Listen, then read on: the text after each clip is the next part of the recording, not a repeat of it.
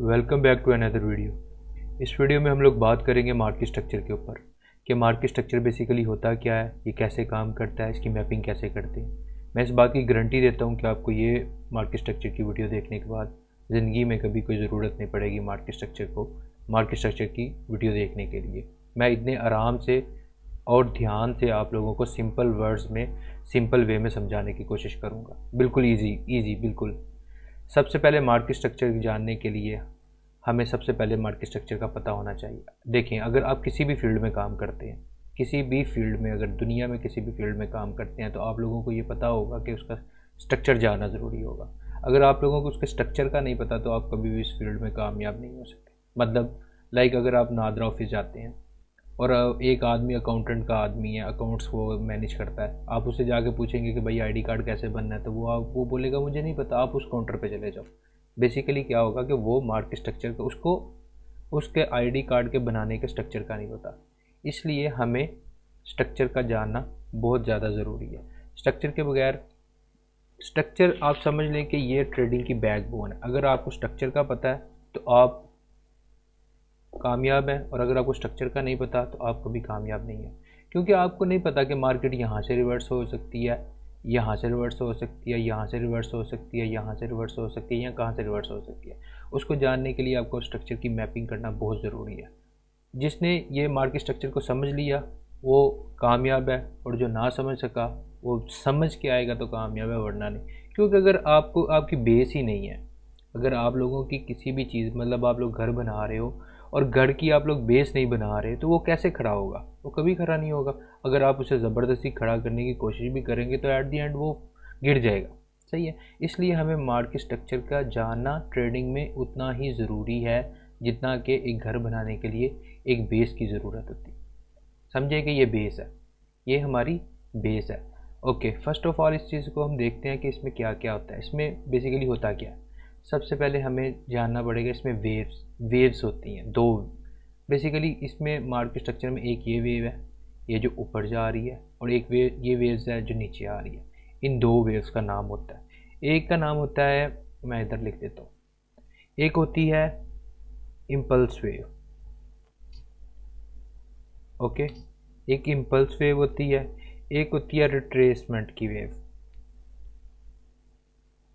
या आप बोल रहे हैं करेक्शन। ये दो वेव्स होती हैं मार्केट में, एक होती है इम्पल्स वेव और एक होती है रिट्रेसमेंट की वेव। रिट्रेसमेंट और करेक्शन में क्या फ़र्क होता है, इस पर एक अलग से टॉपिक पे वीडियो बना देंगे। इम्पल्स वेव्स कब होती हैं, रिट्रेसमेंट कब वैलिड होती है, कब वैलिड नहीं होती, इस पर फिर कभी वीडियो बनाएंगे। लेकिन हम पहले जो है वो सिंपल वेज में मार्केट स्ट्रक्चर को मैप करने की कोशिश करते हैं और आपको अच्छे से समझाने की कोशिश करता हूँ। ओके, सबसे पहले तो हम लोग जान लेते हैं कि मार्केट में कितने किस्म के ट्रेंड होते हैं। बेसिकली मार्केट में दो किस्म के ट्रेंड होते हैं, इधर मैं आपको मार्क कर देता हूँ। ओके, मार्केट में दो किस्म के होते हैं।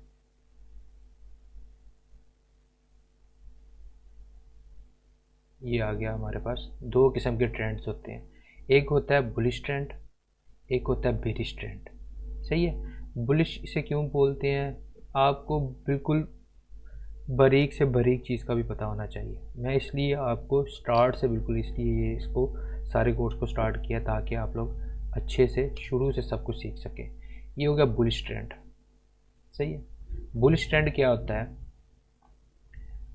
बुलिश ट्रेंड बेसिकली कहते हैं जब प्राइस ऊपर जा रही है। ये बुलिश जो है ये बुल से निकला है। बेसिकली बुल क्या होता है, जब बुल अपने शिकार करता है तो वो शिकार को ऊपर की तरफ फेंकता है। सही है। तो उससे ये बुल निकला हुआ है, बुलिश मार्केट, मतलब ये ऊपर की तरफ जा रही है। तो वो बुल जो होता है वो हमेशा जब भी अपने ओपोनेंट को मारता है तो वो सींग मारता है और ऊपर को उछालता है, और वैसे भी ये सर ऊपर को करके चलता है। और दूसरा ट्रेंड होता है बेरिश ट्रेंड।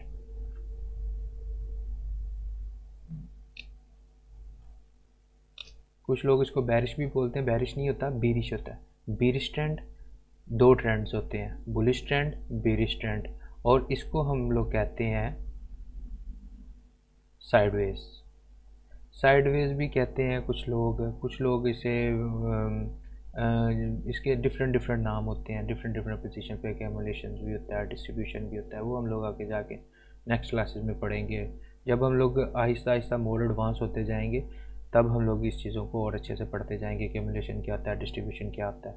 So, बस आप ये याद रखें कि ये रेंज है या साइडवेज मार्केट है, ठीक है, या इसको आपको साइडवेज कह ले, साइडवेज मार्केट, या इसको आप रेंज बोल लें, दोनों ठीक है, सही है, साइडवेज या रेंज। अब आप लोगों को समझ आ गई कितने किस्म के ट्रेंड्स होते हैं, एक ट्रेंड बुलिश, एक बेरिश और एक साइडवेज, सही है। अब रिट्रेस में अब आ जाते हैं वेव्स पे। कोई भी वेव जो किसी भी स्ट्रक्चर को ब्रेक करे, जो किसी भी स्ट्रक्चर को ब्रेक करती है उसे हम बोलते हैं इम्पल्स वेव, जैसे कि ये हो गई, सही है। और जो भी वेव किसी भी जगह से रेजिस्ट होकर नीचे गिरती है, मतलब कहीं से रेजिस्टेंस लेके वो नीचे करती है, उसे बोलते हैं हम रिट्रेसमेंट की वेव। समझ आई मेरी बात की या नहीं आई? मैं दोबारा बताता हूँ। एक होती है, दो किस्म की वेव्स होती हैं, एक इम्पल्स वेव और एक रिट्रेसमेंट की वेव। ये जो कोई भी वेव जब किसी भी स्ट्रक्चर का, मतलब ये रेजिस्टेंस थी ना, अब स्ट्रक्चर का बोले हाई था, रेजिस्टेंस थी, यहाँ से रेजिस्ट होकर प्राइस नीचे गिरी, इसे जब भी ब्रेक कोई वेव करेगी तो उसे बोलेंगे इम्पल्स वेव। ये इम्पल्स वेव है, ये रिट्रेसमेंट की वेव है। ओके, समझ आ गई? जब भी प्राइस किसी भी कोई भी वेव जब अपने किसी भी स्ट्रक्चर को ब्रेक करेगी उसे हम इम्पल्स वेव बोलते हैं। और दूसरी को जो नीचे आएगी, कभी भी मार्केट आप देखेंगे ना तो वो ऐसे स्ट्रेट ऊपर नहीं जाएगी, कभी भी ऊपर नहीं जाएगी, सही है। वो जब भी ऊपर जाएगी या नीचे जाएगी वो ऐसे जाएगी, ऐसे ऐसे ऐसे ऐसे करती ऊपर नीचे जाएगी, सही है।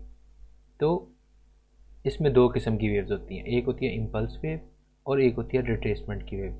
इम्पल्स वेव वो होती है जो किसी भी स्ट्रक्चर को ब्रेक करती है। मानो यहाँ पे एक स्ट्रक्चर था, उसका ब्रेकआउट कर दिया, तो ये हमारे पास इम्पल्स वेव होगी और ये हमारे पास रिट्रेसमेंट की वेव होगी, सही। उसके अलावा अगर आप बेरिश ट्रेंड में आ जाए तो ये हमारे पास बेरिश ट्रेंड में जब भी ये वाला जो स्ट्रक्चर है, ये जो स्ट्रक्चर ब्रेक हो रहा है यहाँ पे, तो ये वाली वेव ने इसे ब्रेक किया, मतलब ये एक हमारे पास इम्पल्स वेव है और ये हमारे पास रिट्रेसमेंट की वेव है। रिट्रेसमेंट कब वैलिड होती है, कब वैलिड नहीं होती, ये वेरी नेक्स्ट टॉपिक हम बना देंगे। मैं आपको दोबारा बता रहा हूँ कि जिस आदमी ने यहाँ पे सीख लिया, ये अच्छे से स्ट्रक्चर की मैपिंग सीख ली, उसके लिए आगे वाला सफ़र 50% ख़त्म हो गया। और जो आदमी स्ट्रक्चर की मैपिंग को अच्छे से नहीं समझ सका उसके लिए अभी बहुत टफ है। जब तक वो इसे सीखेगा नहीं वो आगे नहीं जा सकता। ये एक ऐसा ही मरहला है कि जैसे आपने एक बचपन के बाद बड़े होना है, थोड़ा नौजवान होना है, नौजवान के बाद थोड़ी उम्र ज़्यादा होनी है, मतलब आपने स्टेप बाय स्टेप चलना है। अब आप ये बोलोगे मैं बचपन के बाद सीधा बूढ़ा हो जाऊँगा, तो ऐसे नहीं होगा। एक हर चीज़ को एक स्टेप बाय स्टेप चलना है। इसलिए स्ट्रक्चर को नहीं जाने बगैर आप कहीं भी नहीं आगे नहीं आप जा सकते। पीछे ज़रूर जा सकते हैं, आगे नहीं जा सकते। इसलिए आपको स्ट्रक्चर को अच्छे से मैप करना आना चाहिए, बिल्कुल अच्छे से मैप करना आना चाहिए कि ये स्ट्रक्चर कैसे काम करता है, हमारे हायर्स हाई कौन से हैं, हायर्स लो कौन से हैं, ठीक है। ओके, स्ट्रक्चर की अब मैपिंग कैसे करते हैं, ये तो आपको बात समझ आ गई कि ये एक इम्पल्स वेव है, ये रिट्रेसमेंट की वेव है, सही है। रिट्रेसमेंट कब वैलिड होती है, कब वैलिड नहीं होती, इम्पल्स वेव कब वैलिड होती है, कब वैलिड नहीं होती, ये हम वेरी नेक्स्ट वीडियो में इसको क्लियर करेंगे। लेकिन अभी आपको सिर्फ मैं इसकी मैपिंग करना सिखा रहा हूँ, सही है। उसके अलावा क्या है, इसको अब हम मार्क करते हैं। वेट, ये आ गया हमारा लो, ये आ गया। चलो एक जगह नहीं, ऊपर जगह बना लेते हैं अच्छे से, आप लोगों को समझ आ जाए।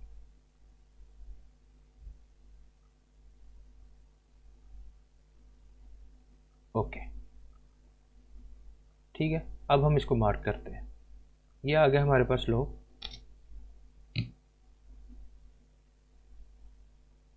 ये आ गया हमारे पास हाई। ओके, ये आ गया। अब जब भी स्ट्रक्चर को मैप करना आप कहीं से भी कर सकते हो, इसमें कोई नहीं है कि हमने यहाँ से नहीं यहाँ से करना है, यहाँ से नहीं यहाँ से करना है, आप जहाँ से भी कर रहे हो, सही है। अब इसको इजी वेज में मैं आपको समझाता हूँ कि इसको कैसे मार्क करना है। लोगों के 6-6 महीने साल हो गया, लोगों को यही नहीं पता हायर हाई कौन सा है, हायर लो कौन सा है, लोअर हाई कौन सा है, हायर हाई कौन सा है, सही है। इस चीज़ से आप लोग बिल्कुल फ्री हो जाओगे।